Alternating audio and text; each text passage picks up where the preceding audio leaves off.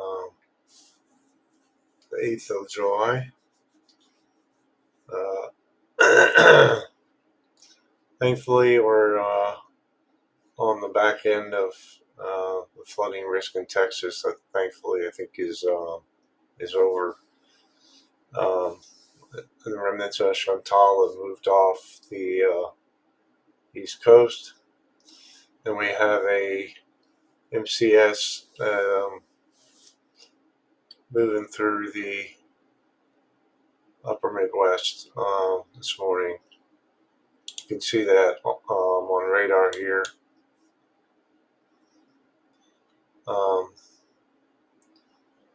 Pushing through Missouri right now,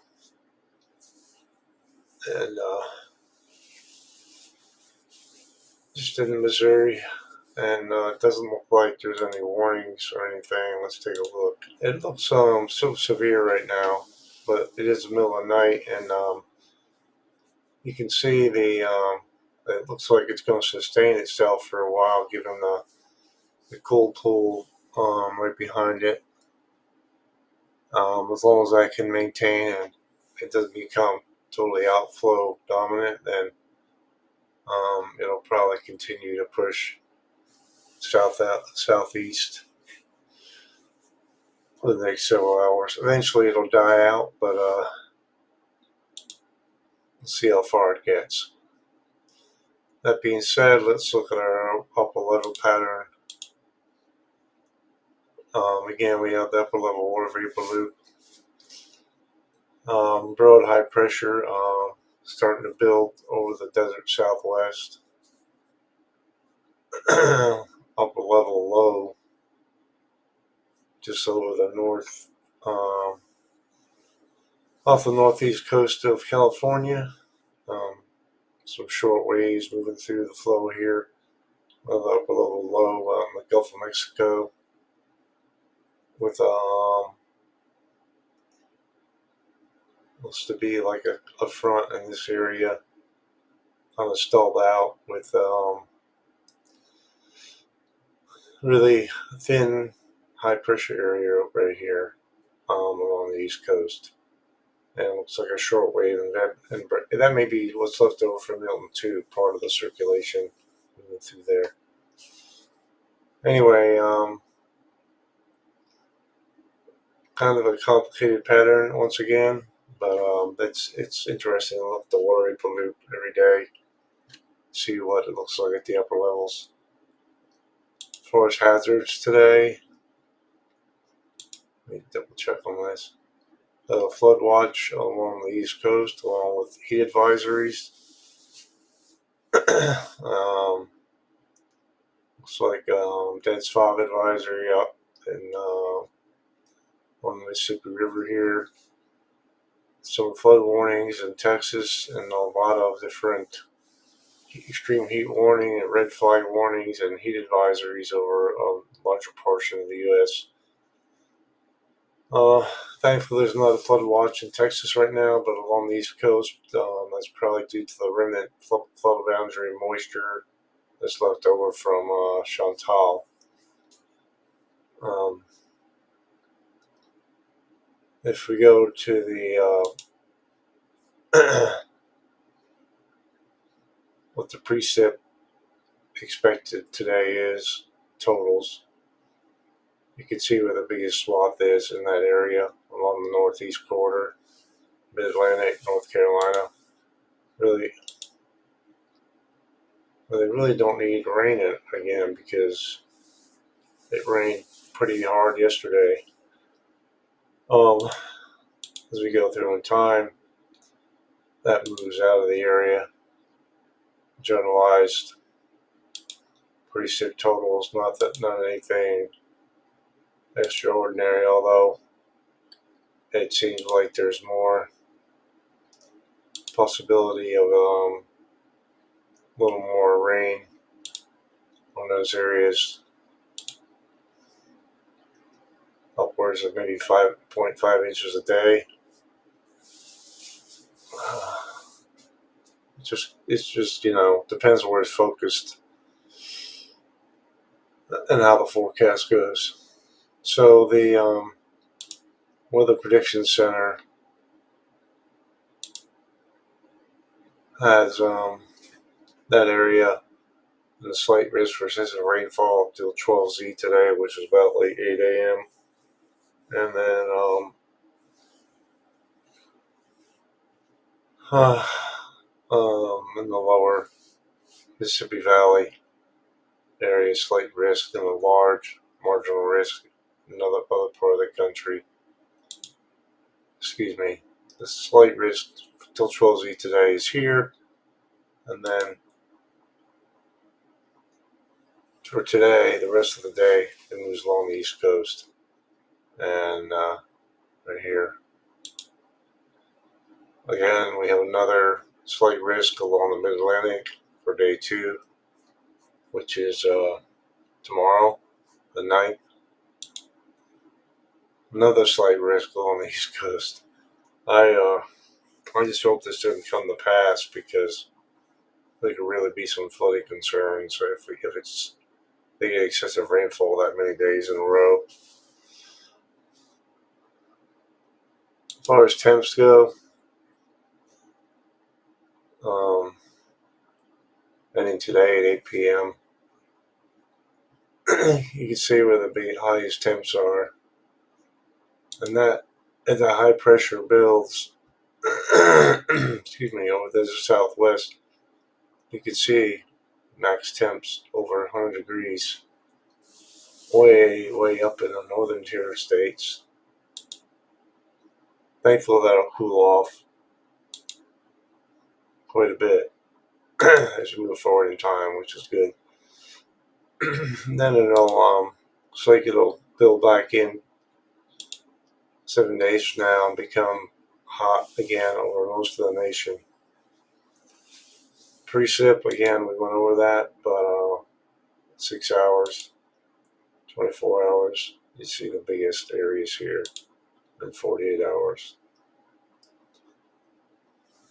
You can see it's mostly along the Mid-Atlantic, Northeast, along the Gulf, Southeast coast, lower Mississippi Valley, and upper Midwest, and way in the Northwest, Washington State. Let's take a look at the overall flow at the upper levels over time here. Like we talked about, we have that MCS moving through. Excuse me. Anyway,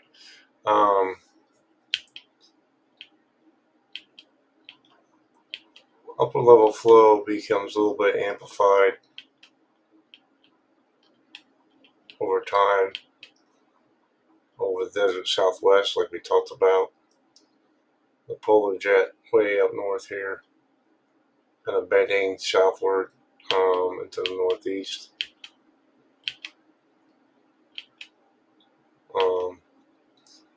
If this really plays out, there really could be chances of severe weather in all these areas where you see the enhanced flow here on the 10th. We'll just have to see how that plays out. But the pattern overall is not very amplified. Kind of a flat ridge here on the southwest, which pretty much a zonal flow, and then the jet stream kind of splits. Yeah, upper level low over here, kind of cutting the flow off. Provides some enhanced flow over the northeast, and this is on the 11th. Move forward in time. This model wants to develop a trough over the upper Midwest. And if this does develop, this is on the 12th, this is 4 days from now, there really could be some severe weather over in this area. Yeah. That looks like a real possibility. it's far out, but given that's 4 days out, we can go look at the Storm Prediction Center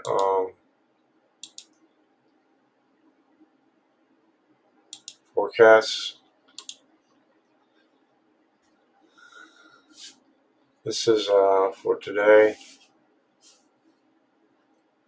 Small tornado threat in the Central Plains. Wind, possibly extreme winds in the hatched area there in the middle, 15%, and um, hail risk. Day 2, you have the upper Midwest with a marginal risk and along the Northeast.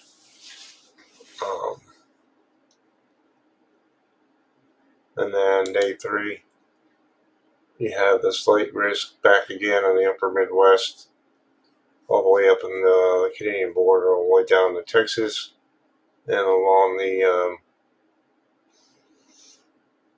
southeast coastline here, near it anyway. Interesting that there's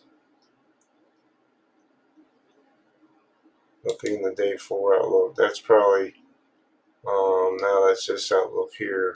Interesting. As far as the tropics go,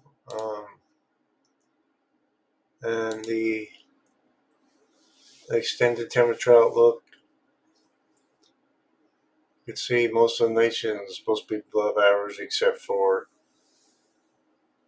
this is July 13th to 17th, except to the middle part of the nation. Precipitation almost above normal for most of the area from the east of the Rockies. And then temperatures again are expected to be above normal for most of the nation from July 15th through the 21st. And below or near normal down in the southwest. And this is partially probably because of the monsoon and monsoon season kicking in.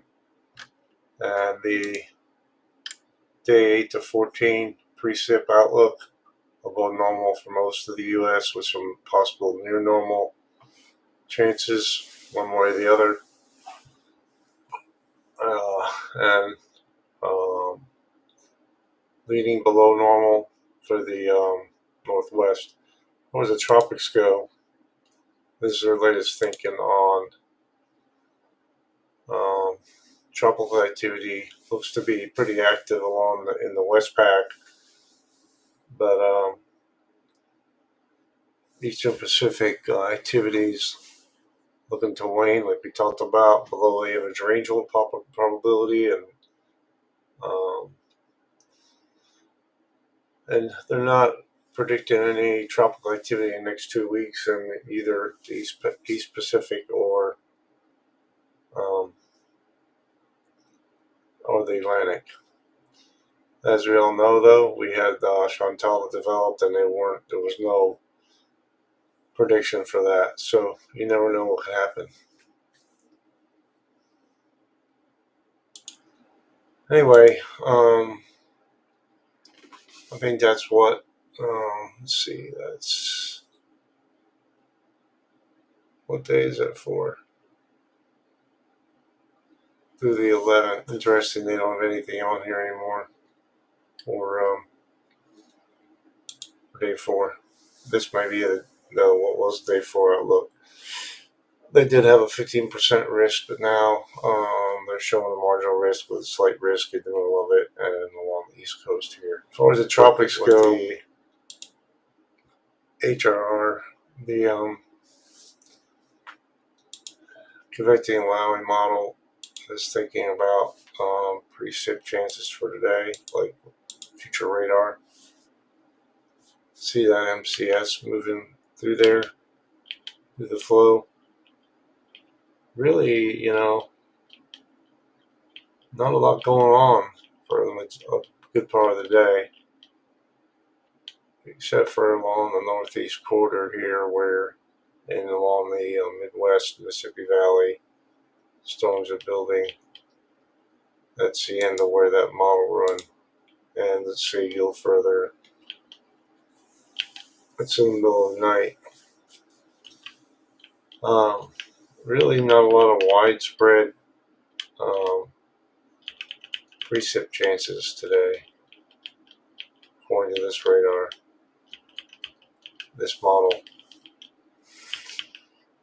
All in all, things are quieting down quite a bit. We really had some bad flooding past couple of days in Chantal and in Texas. So I'm thankful for that I don't have any extreme headlines to put out there today. Let's hope it continues.